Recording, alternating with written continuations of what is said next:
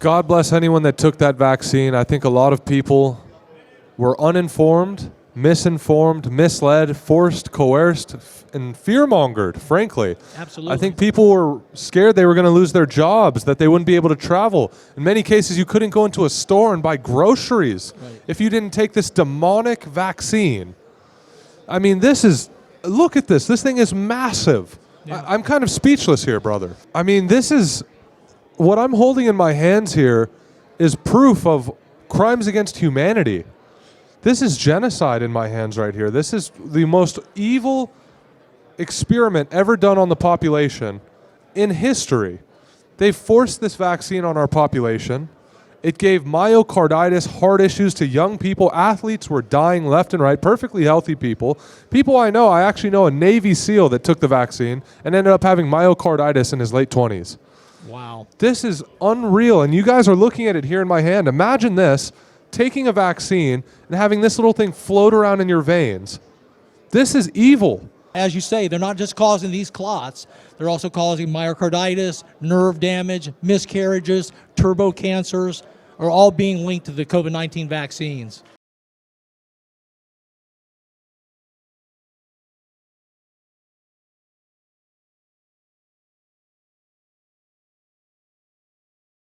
Hello, my name is Justus Smith with Proverbs Media Group, and today we're coming to you live from CPAC 2025 in Washington, D.C. You see the view. It's beautiful. Take a look at this. Bask it in. Today we have a very special guest, Mr. Thomas. I'd like you to introduce yourself to our viewers. Yes, my name is Thomas Haviland. I'm a retired U.S. Air Force Major. And for the last 3 years, I've been doing something very unusual, Justice. I've been tracking probably the most spectacular side effect of the COVID-19 vaccines. And that's these white fibrous clots that embalmers all over the world have been finding in the veins and arteries of their corpses ever since 2021, which just happens to be after the rollout of the COVID-19 vaccines. Here's a sample. I have something actually a little bit larger to show you as well. Wow. Look at that. Oh my gosh. This is a 5.5 inch long clot, about a 1/2 inch wide, was taken out of the abdominal aorta of a corpse. This was taken out of the abdominal aorta of a corpse Correct. that had gotten the COVID vaccination. And they're finding these long, white, fibrous clots. Fibrous clots. Yeah, embalmers with 20 or 30 years of experience, they've never seen this phenomenon before the years of COVID and the vaccines. Wow. Typically, embalmers in the past, before 2020, would see what's called grape jelly clots. They look like grape jelly and they dissolve easily in your hands. They've also seen something called chicken fat clots, which are yellowish in color, small, and they tear very easily. Much different than these large white fibrous clots, which are really tough and rubbery. The embalmers describe them as they look like calamari, and they feel like a rubber band. They stretch, but then they go back into shape again. We believe these are causing strokes and heart attacks in millions of people around the world. Can we get a closer view on this in the camera? Should we hold it up to our mid-cam? We zoom in here? Yeah, let's get a good look at that thing. You can hold it if you want. Oh my gosh. Oh, that's ghastly. So what that did, Justice, is I watched that film Died Suddenly when it premiered in November of 2022. In that Died Suddenly film, there were about 6 or 7 embalmers that said they were seeing these unusual white fibrous clots in their corpses. So after I watched that movie, I contacted the Ohio Embalmers Association. Yes. And I talked to the president, Mr. Woody Wilson, who's the president now of the Ohio Embalmers Association. And Woody runs his own funeral home up in Marysville, Ohio, about an hour north of where I live in Dayton, Ohio. Wow. And he said to me, Tom, I'm seeing these same white fibrous clots too. So then I had the official approval of the president of the Ohio Embalmers Association confirming that he was seeing the clots, corroborating the story of these 6 or 7 embalmers that were in that Died Suddenly movie. So right there and then I decided that I needed to do a survey, a nationwide survey, which I later on turned into a worldwide survey by including Canada, the UK, Australia, and New Zealand to see just how prevalent these clots were.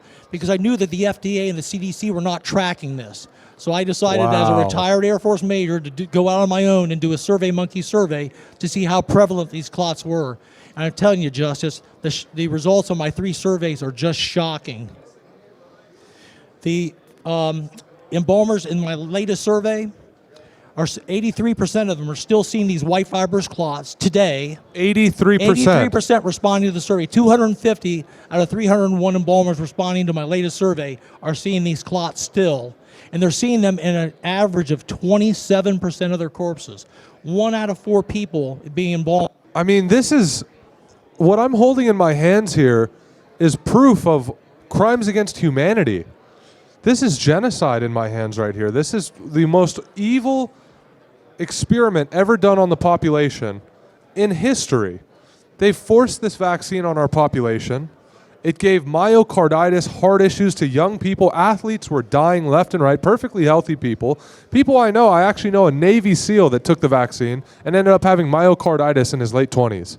Wow. This is unreal, and you guys are looking at it here in my hand. Imagine this, taking a vaccine and having this little thing float around in your veins. This is evil. What the NIH has done, what the WHO has done, what Anthony Fauci has done to our country is absolutely criminal. And I believe these people will be brought on war crimes. I would love to see a Nuremberg 2.0. You know, the good news is now we have RFK Jr. has taken over the HHS. We have Jay Bhattacharya at the NIH. Marty McCary is going to be head of the FDA. So we've got people now in positions, and I'm in touch with RFK Jr., so he knows of the existence of these clots. He's actually done an interview himself with Mr. Richard Hirschman, who's one of the embalmers that was featured in the film Died Suddenly. So he knew about this side effect a couple of years ago. So my hope and prayer is that Bobby will do something about this and eventually get these vaccines pulled off the market. That's what we're hoping for, because as you say, they're not just causing these clots, they're also causing myocarditis, nerve damage, miscarriages, turbo cancers, are all being linked to the COVID-19 vaccines. So, you know.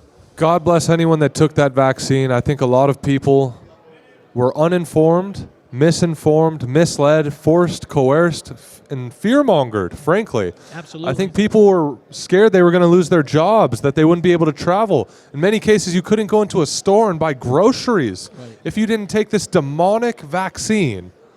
Look at this. This thing is massive. Yeah. I'm kind of speechless here, brother. Well, you know, you're right. They turned this into a freedom issue, right? Because they didn't allow us. They took away our freedoms, locked us down, told us, you know, if you don't take the shot, you're killing grandma. It was evil what they did to us.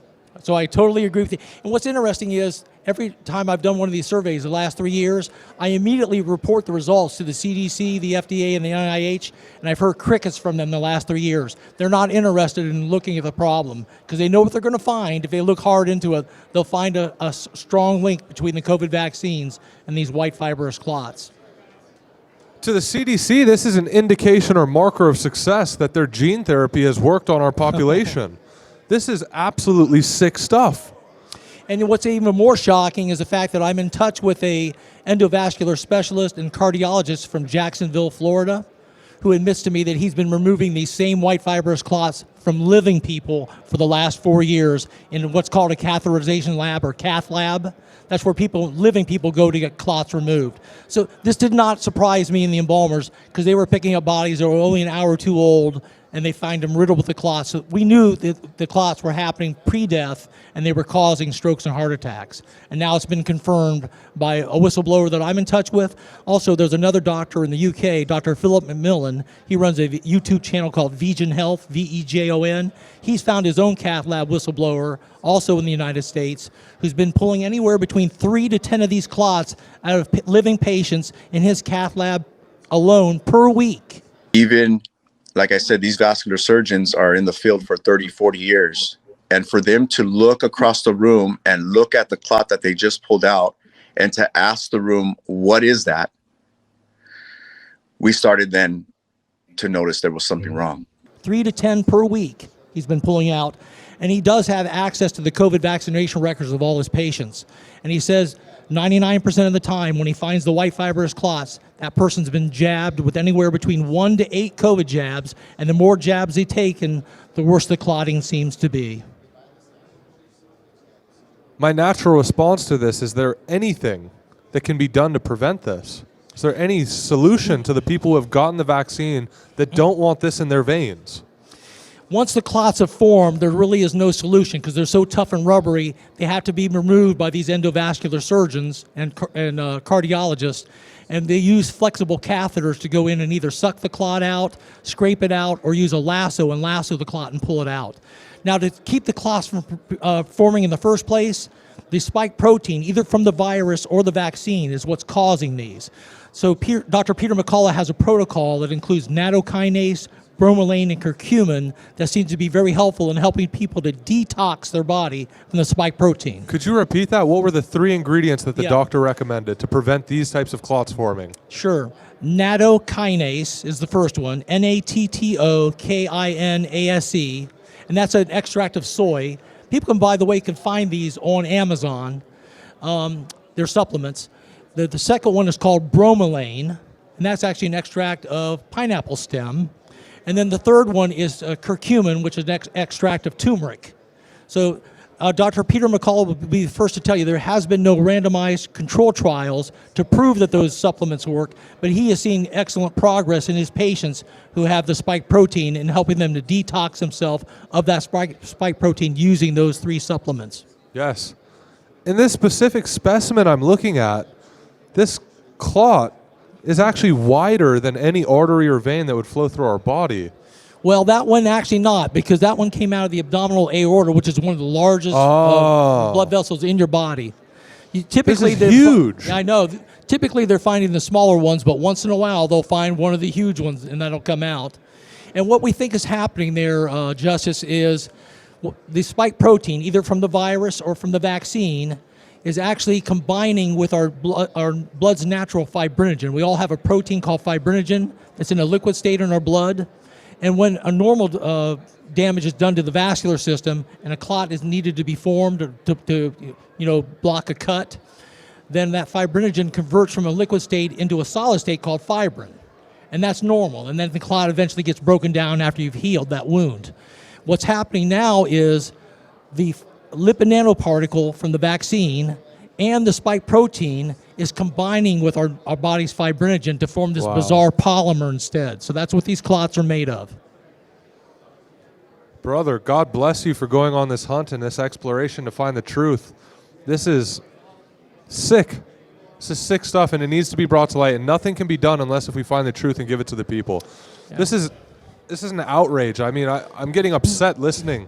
Well, and we ought to get upset because Big Pharma's not stopping. They're continuing to produce new mRNA vaccines. Moderna got one recently approved for the RSV virus for adults. They have mRNA vaccines planned for our future for the shingles, for the regular flu, for the bird flu, more COVID shots. They want to go to this platform for all their shots in the future. And I don't believe that this technology, this mRNA technology using the phospholipid nanoparticle delivery system is safe. And neither do Peter McCullough, Pierre Corey, a lot of these doctors that we're in touch with. So, like I said, my hope is that they eventually get removed from the market, and I'm very hopeful that RFK Jr., Jay Bhattacharya will do just that. Absolutely. It has been an absolute pleasure bringing you onto our show. Thank you for shedding light on this subject. Thank you. I hope that we can continue this, get updates, see how the fight is going, see that action is being made, measurable steps to bring justice to our country, to the world. And I think it should be said as a final note as well, gain-of-function research, where they're taking these pathogens, where they're taking diseases and making them radically more dangerous in a lab for the purpose of biological warfare, is starting from within our own government. The Department of Defense, the NIH, our government is funding this research to try to fight people. These diseases are man-made. These do not form naturally. This is a warfare against you and I. This is a warfare against your mother, your father, your children, and something needs to be done to stop this. We all need to stand up. The next time they try to shut us down in our houses, block us out of buildings, we need to come together as a community, have communication, work together, and prevent the government from being able to control us. We cannot depend on them to be our security. If you give up your freedom for security, you deserve neither. God bless you all. Amen. And trust your God-given immune system. Amen. Thank you.